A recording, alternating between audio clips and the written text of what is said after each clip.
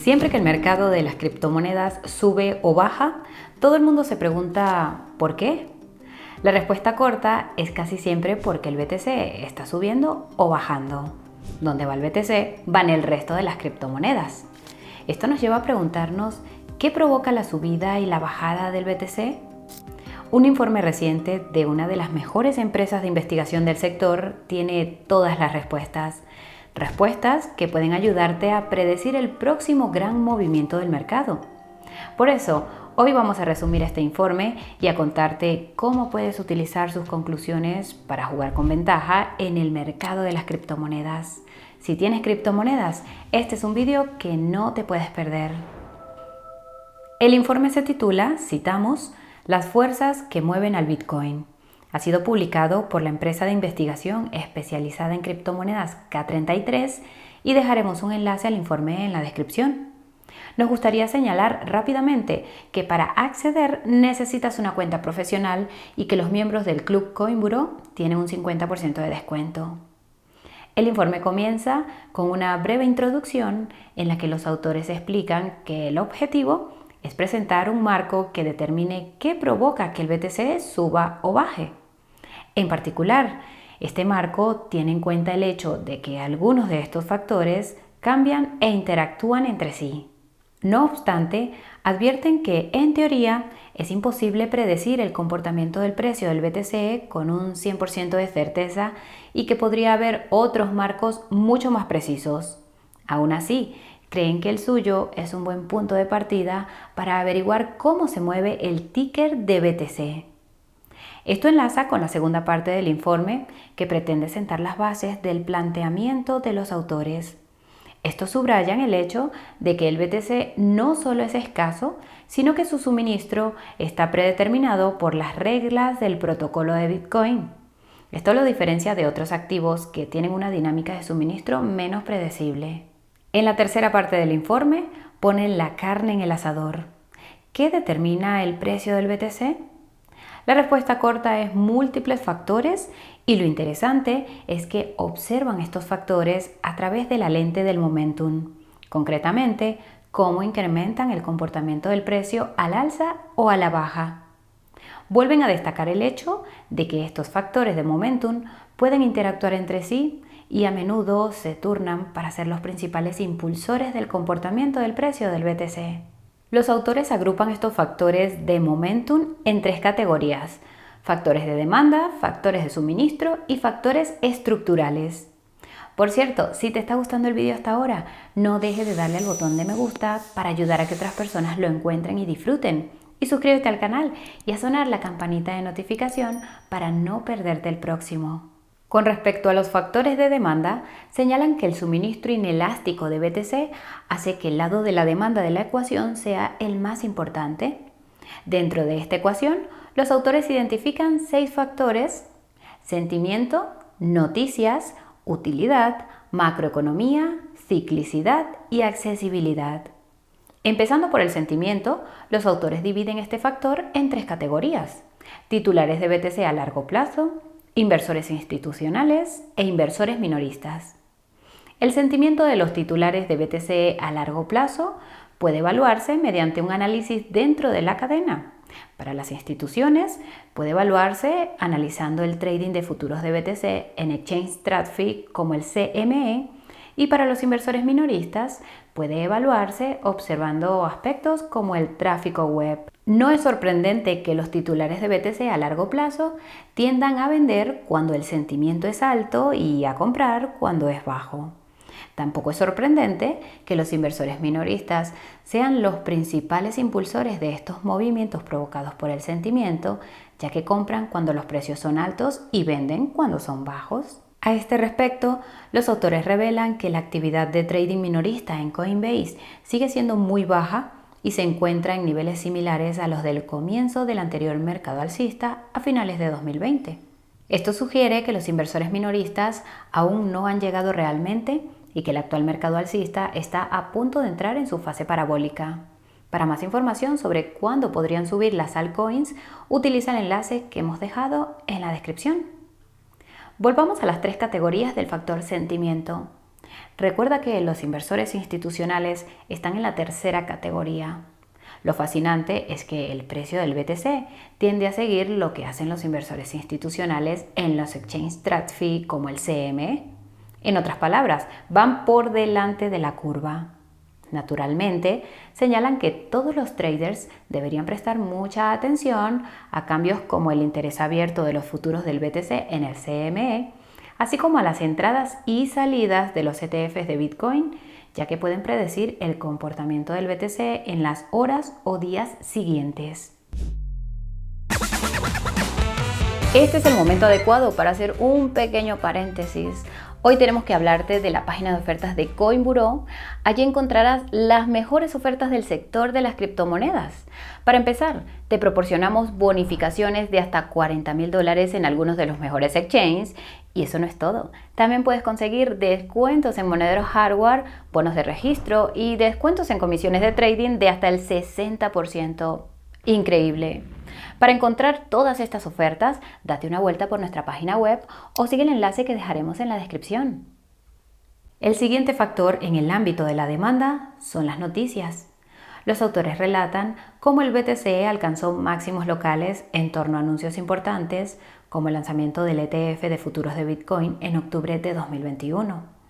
Reconocen que la aprobación de los ETFs de Bitcoin al contado parecen ser una de las únicas excepciones. Por otro lado, el BTC ha alcanzado históricamente mínimos locales durante efectos de cisne negro, como el flash crash por la pandemia de marzo de 2020. Se puede decir con seguridad que no faltan cisnes negros en estos momentos, pero hasta ahora ninguno ha atacado a BTC. A continuación tenemos la utilidad. Los autores admiten que el BTC no tiene mucha utilidad hoy en día más allá de ser un depósito de valor. No obstante, desde nuestra perspectiva, es posible que BTC vuelva a utilizarse para pagos, esta vez en el comercio internacional. Al parecer, algunos países ya utilizan BTC con este fin. Después de la utilidad, tenemos la macroeconomía. Los autores señalan con precisión que la sensibilidad de BTC a los factores macroeconómicos depende en última instancia de su correlación con los activos TradFi como las acciones. Dado que la correlación del BTC con las acciones ha bajado, es probable que el BTC se vea menos afectado por estos factores a pesar de los cisnes negros. Para que quede claro, esto no significa que el BTC no se vea afectado en absoluto por factores macroeconómicos, solo que su precio se ve menos afectado. Esto es algo que destacan los autores y también subrayan que comprender qué factor macroeconómico está moviendo el precio de BTC puede ser muy difícil. Esto es quedarse corto, dada toda la incertidumbre geopolítica que flota en el ambiente últimamente. La ciclicidad es la siguiente subcategoría de la demanda. Curiosamente, los autores no proporcionan muchos detalles. Se limitan a señalar que cuando se desata el FOMO por las criptomonedas, el BTC tiende a rendir menos que el resto del mercado, ya que todo el mundo vende BTC por altcoins y meme coins. Cuando el FUD por las criptomonedas alimenta el sentimiento, todo el mundo acude en masa a BTC en busca de seguridad, lo que hace que supere a otros activos. Hay quienes argumentan que los ETFs de Bitcoin al contado han afectado a esta tendencia cíclica, pero mejor no vayamos por ahí. El último factor en el campo de la demanda es la accesibilidad, que posiblemente sea el factor más importante de todos. Al fin y al cabo, si los inversores no pueden acceder al BTC, su precio no subirá independientemente de la demanda. Los autores también hacen hincapié en este aspecto y señalan que hay dos formas de acceder al BTC. De forma nativa a través de exchanges de criptomonedas y similares y por aproximación a través de ETFs y similares. Los autores señalan el elefante en la habitación. Hay mucha demanda reprimida de BTC por parte de inversores institucionales que estaban esperando los ETFs de Bitcoin al contado. Ahora que se han aprobado, estos inversores han empezado a comprar y como los ETFs de Bitcoin al contado están respaldados por BTC físico, esto ha dado lugar a grandes compras de BTC que mueven el mercado. En la segunda parte del informe, los autores desgranan los factores relacionados con el suministro que afectan al precio del BTC. Empiezan diciendo que el BTC tiene un suministro máximo de 21 millones y que se extraen nuevos BTC cada 10 minutos. Y por supuesto, señalan que el número de BTC extraídos se reduce a la mitad cada 4 años. Obviamente, el halving de Bitcoin es el primer factor del lado del suministro. Lo que no es tan obvio, no obstante, es el segundo factor, los BTCs perdidos y devueltos. Los autores utilizan el extinto exchange de criptomonedas Mt. Gox como ejemplo. Se devolverán 142.000 BTCs a los acreedores y al parecer estarán bloqueados durante 10 años. En cuanto al halving, señalan que ahora mismo se minan unos 900 BTCs al día. Tras el halving, previsto para el 19 o 20 de abril, solo se minarán 450 BTCs al día. Para poner las cosas en perspectiva, señalan que la tasa de inflación del BTC es actualmente similar a la del oro, concretamente en torno al 2%. Tras el halving, la tasa de inflación del BTC será inferior al 1%. Insinúan que la demanda continuada de los ETFs de Bitcoin al contado, combinada con la reducción del suministro de nueva emisión, podría dar lugar a ganancias sustanciales para el BTC. De hecho, predicen que el BTC subirá tras el próximo halving. El motivo es que los especuladores probablemente intentarán posicionarse para sacar provecho de este catalizador clave, o mejor dicho, para lo que venga después. Los autores señalan que los mercados alcistas de las criptomonedas tienden a producirse un año después del halving y que los especuladores tratarán de aprovechar esta situación. Históricamente, esto se ha traducido en ganancias del 14% antes del halving. Curiosamente, no parecen decir nada definitivo sobre el precio del BTC inmediatamente después del halving, solo que la reducción del suministro acaba provocando precios más altos.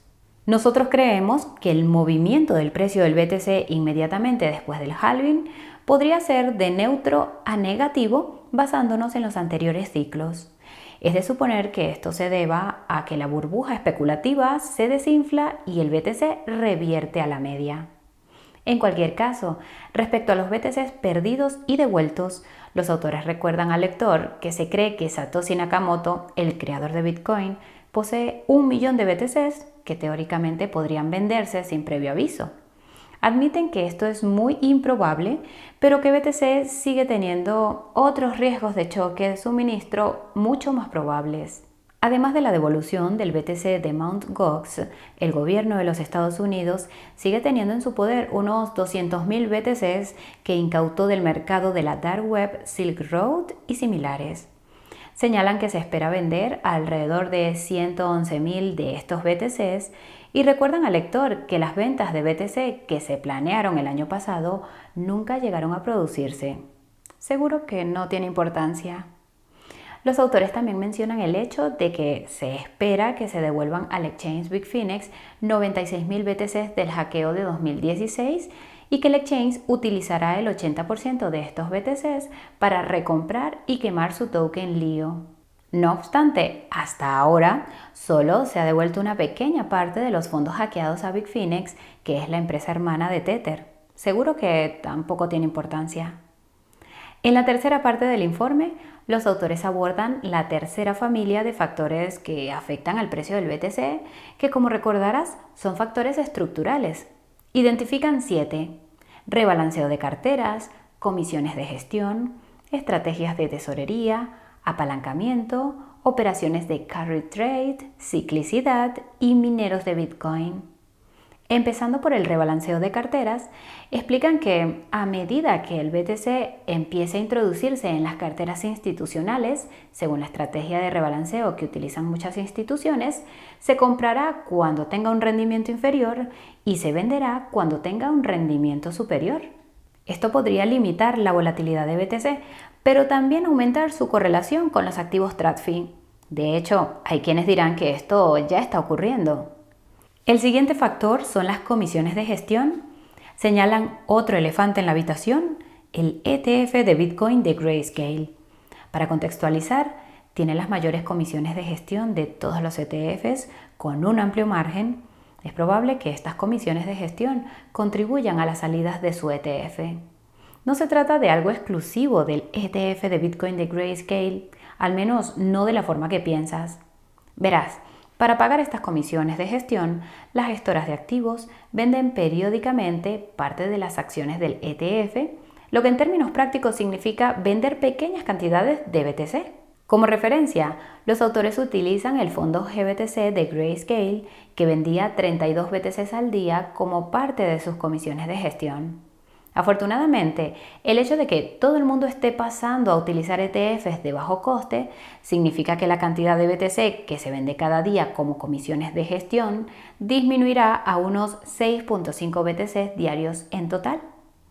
En cuanto a la ciclicidad, los autores se centran en la fiscalidad.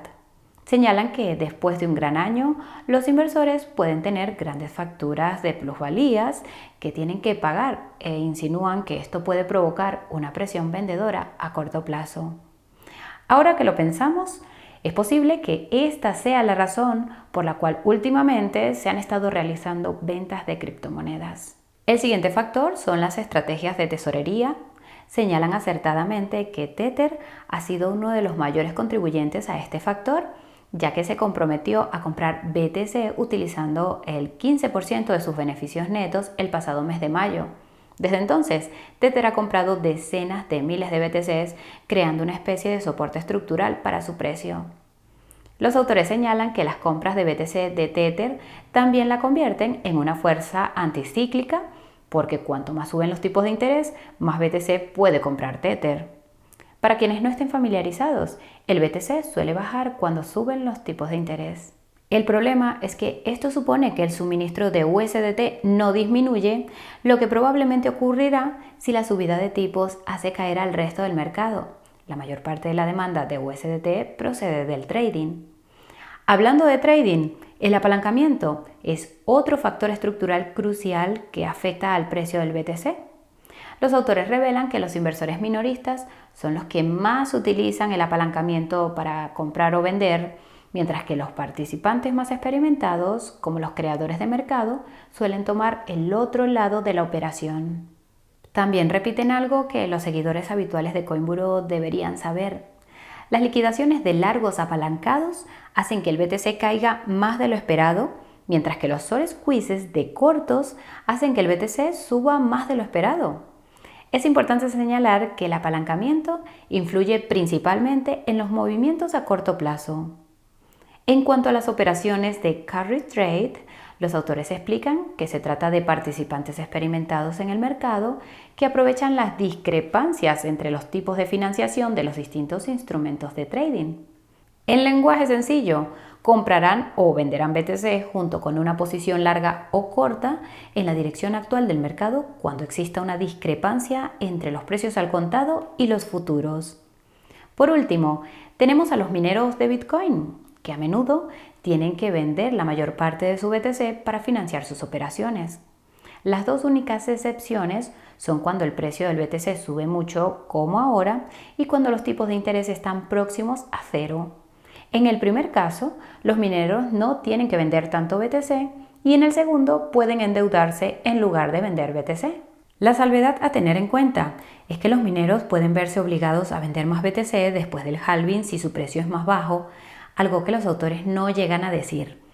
La historia también ha demostrado que cuando los mineros se endeudan mucho, corren el riesgo de verse obligados a vender BTC para pagar esas deudas en el futuro, sobre todo cuando suben los tipos de interés.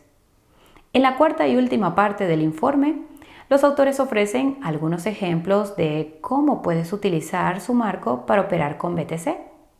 Proporcionan esta práctica infografía que muestra cómo todos los factores del marco han afectado al precio del BTC durante los últimos 4 años según sus estimaciones. A continuación, ofrecen un detalle de cómo estos factores afectaron al precio del BTC cada trimestre en 2020, 2021, 2022, 2023 y 2024 hasta ahora. A efectos de este vídeo, nos ceñiremos al análisis de 2024, ya que es el más relevante. Hasta ahora solo ha transcurrido un trimestre y el único factor negativo parece ser el apalancamiento. Como habréis adivinado, los autores señalan que la culpa es de los inversores minoristas y que buena parte de la volatilidad al alza y a la baja que hemos visto desde principios de año se debe a sus imprudentes operaciones apalancadas. Afortunadamente, todos los demás factores parecen ser positivos, salvo la macroeconomía, que por alguna razón no se señala como negativa. Lo que es aún más afortunado es que los autores prevén que la mayoría de los factores de su marco serán positivos durante los trimestres restantes. Las únicas excepciones son el apalancamiento, que señalan como un obstáculo siempre presente a corto plazo, y también la incertidumbre en torno a los factores macroeconómicos que acabamos de señalar. Por desgracia, los factores positivos pueden no serlo tanto para las altcoins. Esto se debe a que la estructura del mercado de las altcoins ha cambiado. Por ejemplo, los usuarios de los Estados Unidos y el Reino Unido ya no pueden acceder a los exchanges offshore, donde se negocian las altcoins más prometedoras, y los usuarios de la Unión Europea sufrirán restricciones con las monedas estables a partir de julio. Esto nos lleva a la gran pregunta: ¿cómo se pueden utilizar las conclusiones de este informe para obtener una ventaja en el mercado de las criptomonedas? La respuesta es ser consciente de cada factor y de cómo afecta al precio del BTC, y a su vez ser consciente de cómo el precio del BTC tiende a afectar al resto del mercado de las criptomonedas. Recapitulando, hay 3 categorías de factores: factores de demanda, factores de suministro y factores estructurales.